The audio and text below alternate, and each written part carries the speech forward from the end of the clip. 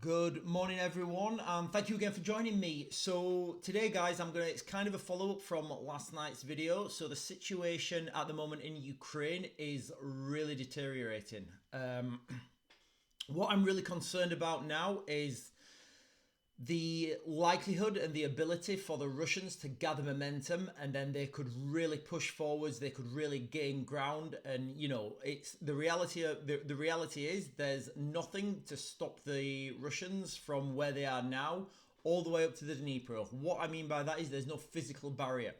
Yes, there's towns, yes, there's cities, but the reality is the Russians don't need to go into those towns and cities. They can just totally, they can bypass them and get themselves up to the river Dnipro, which is what I think the plan is.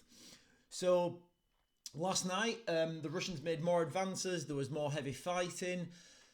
There's a lot of people this morning saying that the Russians may be about to do an attack on Kharkiv. I can't see that happening. It makes no strategic sense. Those of you guys who've done any sort of military planning, you know the amount of resources that these big cities, you need to take one of these big cities.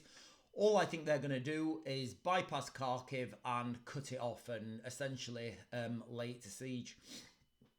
We're really in worrying times, guys, okay? And nobody's talking about this. I saw some mainstream media woman this morning. I don't want to mention the, the outlet or the woman's name, but she had absolutely no idea what she was talking about. She actually said that the 2022 invasion, when she looked at it with all her infinite wisdom, she said that Putin was building up the troops on the border in response to NATO's threat.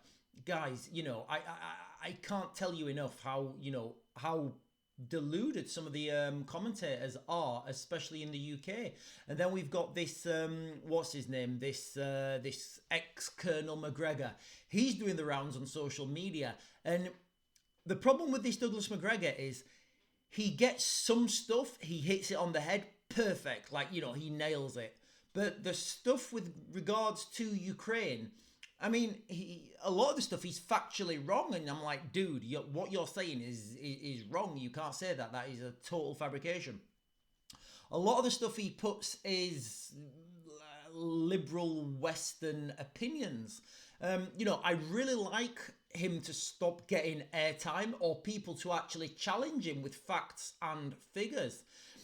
Again, I'm not putting, I'm not saying the West's perfect, but it's certainly a lot better than, the Russians.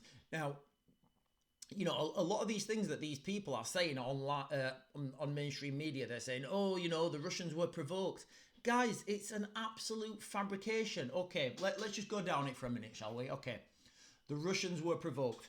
Were they provoked to do what they did in Irpin, in Bucha, in Borodyanka? Were the Russians provoked in 2014 to down MH17, killing hundreds of innocent civilians with a surface-to-air missile?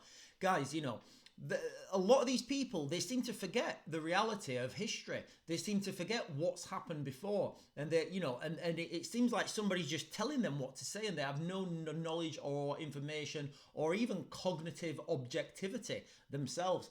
So that's the latest, guys, from the ground in Ukraine. The situation's worsening. My fear right now is that the Russians are going to gather momentum and they could push through any day now and make real ground, and I mean hundreds of kilometers in up to the river Dnipro. Once they're at the river Dnipro, that is a natural barrier. It's hard to cross. The Ukrainians could mount a good defense from there. If that happens, you will see NATO troops in Ukraine a lot quicker than I predicted. I predicted the 17th of May, that weekend of the 17th of May, actually. Whether that happens or not, we don't know, but only time will tell. Things at the moment are looking like that could be even closer. Guys, thank you for joining me, and make sure you like and subscribe, and I look forward to seeing you guys later today.